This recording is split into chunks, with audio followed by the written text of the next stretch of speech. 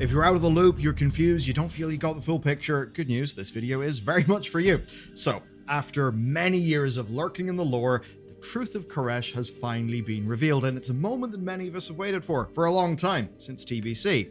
But we kind of all have some hesitation, right? I mean, is this just another flash in the pan? Another Ny'alotha, another Emerald Dream? Will it live up to 2 decades of hype? Well, that might be impossible, but I think it actually does a fairly good job.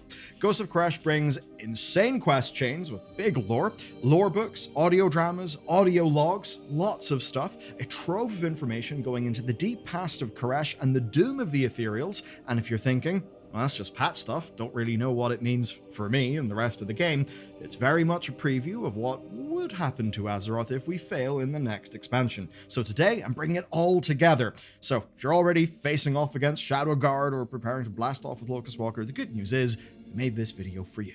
I also have a problem. Vercel's V0 and every no-code tool on Earth have empowered a new generation of vibe coders. I've kind of joined them. My editors have actually been making internal tools for our team that previously we'd need an engineer for. There's a problem, a dragon, and that dragon is backend, and my sponsor boot.dev exists to help you slay that dragon. And I'm not even being cheesy. Boot.dev is built by a gamer for fellow gamers, and it fits my weaknesses, right? Coming from C# game dev, mostly in Unity, front-end stuff was kind of like fine and easy to me, honestly, but wiring up databases, dealing with auth, all of that was obscure wizardry. It just isn't really where I had learned. And that's why I swear by boot.dev. Lane and the team have baked the fun of an RPG, so quests, XP, guild style, Discord, that really is an amazing place, all into a curriculum that's laser focused on you getting serious back-end chops. If you've heard of words like data structures, API, auth flows, algorithms, Docker, if you've heard of those and want to know how to use them and build them, well, yeah, this is actually how. Now, you will build and deploy a server client Pokedex, you'll remake asteroids in Pygame, you'll even tackle job search preparation. And that's the thing with Boot, they don't skip the important stuff. So no more tutorial hell, no pricey bootcamp hustle bullshit, just a structured path that turns your energy to make shit into viable engineering talent. And Boot itself keeps on adding features. You've got the searchable spellbook and constant content drops like TypeScript, which is absolutely huge. And I also have a hack to save you some money. Boot.dev/Bellular, right? Code Bellular gets you 25% off your first purchase. And if you buy the yearly plan, well, 25% of a bigger number is a bigger number. That'll save you the most. And if you don't gel with it, don't worry, there's a no-risk 30-day money-back guarantee. Okay, let's kick off into the depths of time. And I really mean that. Koresh has a Worldsoul, and being the Worldsoul saga, we learn a lot about him. Yes, him. But even bigger, the idea of each Worldsoul being aspected to a force continues, and right now we think this guy is a Worldsoul of the light. More on that in the end, but it has huge consequences, especially for the Midnight expansion. Now, the Ethereals have their own creation myth. It's called the Facets of Koresh, and it describes their planet evolving in 5 stages. First, Koresh the Merciless created a barren, harsh world, but he felt like something was missing. So, Koresh the Untamed created plants and animals, but still he felt alone. So Koresh the Innovative created people. They sang and painted and made magic, and he loved it. But then those people got too big for their boots. Their cities expanded and destroyed the wilds. They threatened to overwhelm their own world's creation with their creation. So Koresh the Austere happened, who gave his people the final gift. That is, the gift of death, transformation, and oath. The first and last here in the story are fairly straightforward. A death means that their life has meaning, at least in their own view, and the oath is what governs Koreshi society. We'll deep dive into that in a second. But transformation is a little harder to pinpoint, but we know that they survived the void by transforming into the Ethereals and the Brokers. Finally then, there was Koresh the Silent, when all things die, even world souls. That was the future in their creation myth. Perhaps makes you think of the heat death of the universe or something along those lines. But of course, if you go to Koresh today, you'll very much find that he has been silent for a long time. Okay, that's the Worldsoul setup. With that done, let's check out what's actually happening on his surface. It's hard to build a confident timeline, but we have some fragments. A Black Empire artifact from the Mog-Osh bounty is dated to 150,000 years ago, so we know that the old gods were on Azeroth at least that far back. Well, we actually need to go even further back to figure out Koresh. And by further back, I mean hundreds of thousands of years. We know it was a desert planet baked by two suns, Meter and Timeter. And before the world fell, the Koreshi were the dominant race on the planet, but they were not alone. Now, we actually have no idea what they looked like, but this Doom of Koresh art gives us somewhat of an idea. They were an incredibly magical people. They harnessed the arcane of their world to create an advanced civilization.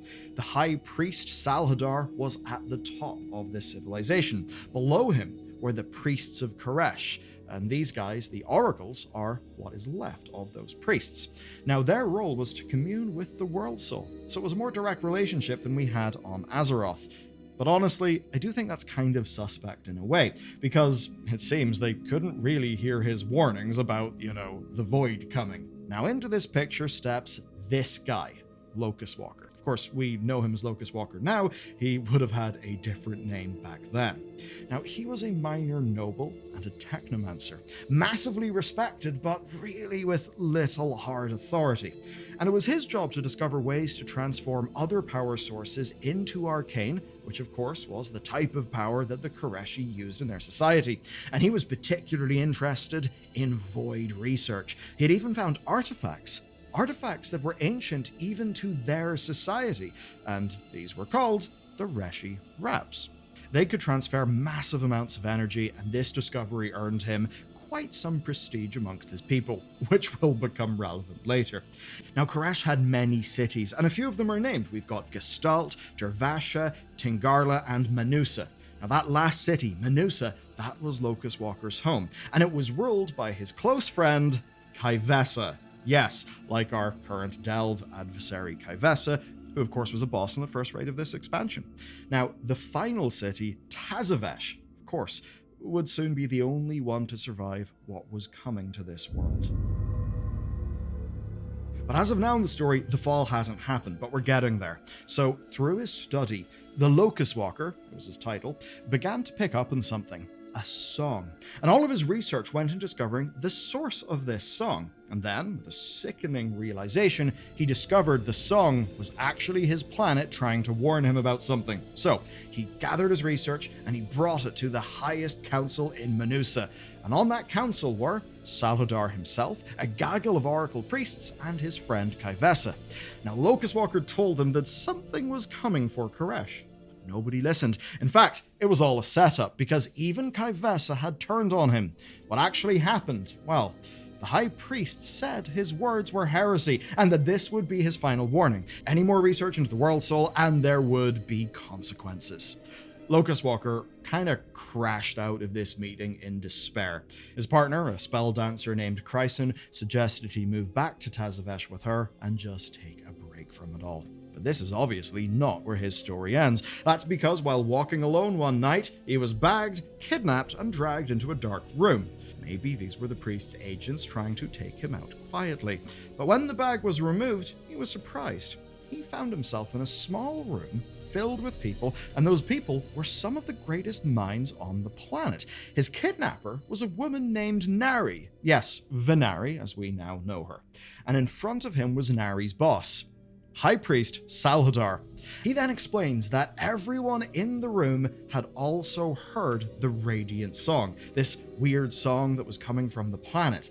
And actually, it was that the priesthood had a stranglehold on their society, and Salhadaar couldn't risk conflict. It seemed that for the priesthood, their connection with the Worldsoul basically was their entire power base. So if other people are starting to hear the Worldsoul, they feel threatened and they hit back. So to deal with this problem, they formed a secret society named the Revel, hoping that they would be able to find a way to save their people. So as it turned out, the whole setup at the Manusa Council was actually a double bluff. And yeah, it was to form this group, the Revel, and get Locus-Walker into it. But not all in the Revel were happy about Locus-Walker being there. That's because his use of the Void worried some people. But it was also clear to Salhadaar that this guy really knew shit. and he was going to be able to save the planet. So his new job was to walk between paths, to not listen to detractors, and to not fall to politics. His job was to find a way through. So Salhadaar gave him a new oath and gave him the title Locus-Walker. One day, the sun went down at the wrong time, and everything turned purple. The sky was full of devouring clouds, and before their very eyes, the void consumed the Koreshi's two sons.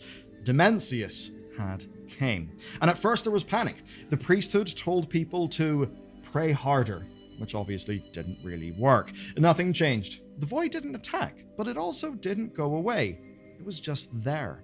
With no sun and only silence, Locus-Walker was tasked with figuring out a way to save the Koreshi.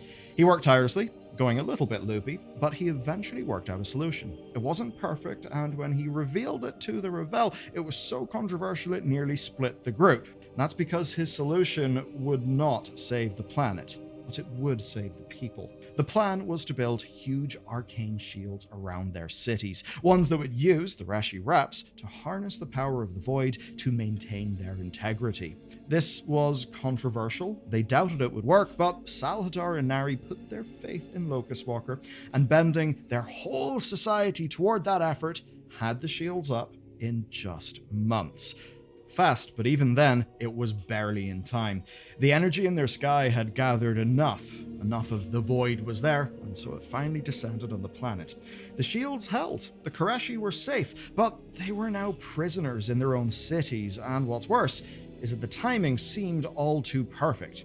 It almost seemed as if someone was benefiting from it all. Now, we believed it was the power of the Twisting Nether that destroyed the Koreshi's bodies, but as it turns out, it was actually their long exposure to the shields that were meant to protect them, where over time the arcane burned their flesh and tore their muscles, and so they began to wrap themselves in bandages, these magical arcane bandages, to try and heal those wounds. But eventually they moved on from just wounds to covering their entire, now dissolving bodies in these wraps. Finally, Locus-Walker pulled back the wraps of his lover, and to find nothing but energy left within. That is to say that she had totally transformed. In fact, their whole society had, because they were now the Ethereals. It turns out it was Locus-Walker who transformed his people. But there is a question. Did Locus-Walker save them with this whole plan, or did he doom them to a fate worse than death? Okay, we've set up Locus-Walker, but then there's King Salhadaar. Salhadaar gave the Locus-Walker his name and purpose, so it's strange that Salhadaar is going to be a boss in the 11.2 raid. A lot of us may kill him next week. There's a mystery here, and we all kind of know this. Locus-Walker and Chrisen were walking in the markets of Tazavesh when Salhadaar appeared, pointed to Locus-Walker, and revealed the Revel's secret plot. But he left himself out.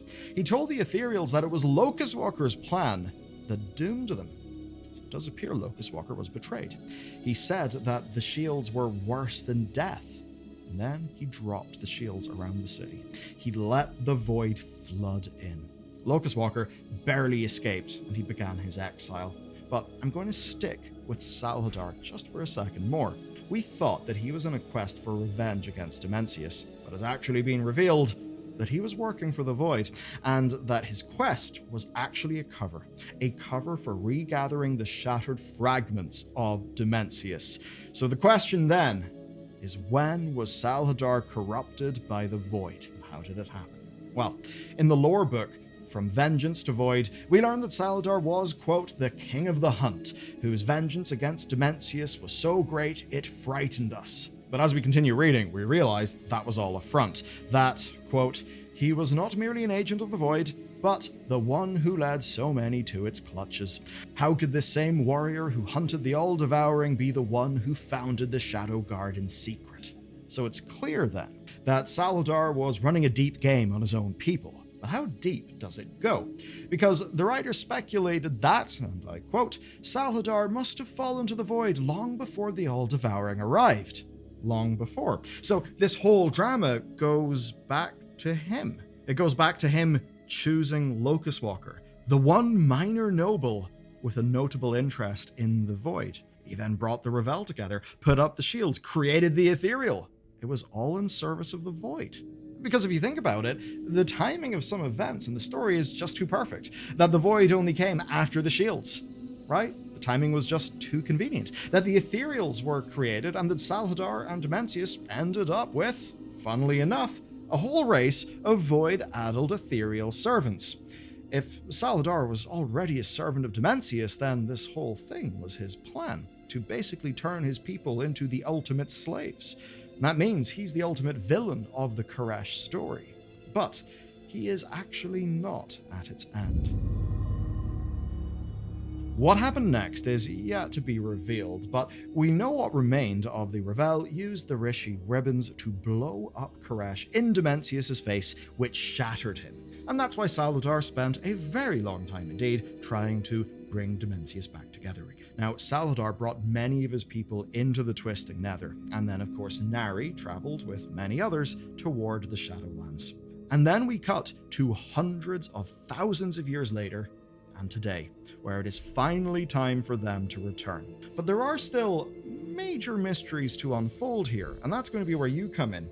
Playing through, Ghosts of Koresh will fill in many details, like how Xal'atath fits into all of this, because much of this account comes from Locus-Walker himself, and for some reason, he doesn't want us to know her role in things. Now, there are other ethereal factions unaccounted for. For an example, Shadreen. She is the ethereal that's been following us for years and years and years, even sneaking that little void coin into our adventure journal at the start of Dragonflight. But another 11.2 book tells us that she's not working for Salhadaar, not working for Xal'atath, and not working for Locus-Walker. So that could be a whole other plot thread. In fact, Locus-Walker was actually annoyed that she wasn't coming back to try and save their planet. So something's going on with Shadreen. Then finally, there is of course Koresh. In a story that's about to pitch over into a conflict about light and void in the Midnight expansion, I think it's no coincidence that the final chapter of 11.2's campaign is named The Light of Koresh. You know, that the desert planet, baked by two suns and now fallen to the void, was once a world soul of the light and may still survive as one, is a fairly neat thing. Again, light, void, cycles, sides of a coin, Naru. It all starts to fit in with how we've seen WoW's lore develop. But that brings us to the end of Koresh's deep, deep lore. But if you want to know Xal'atath's side of this story, check out this video next.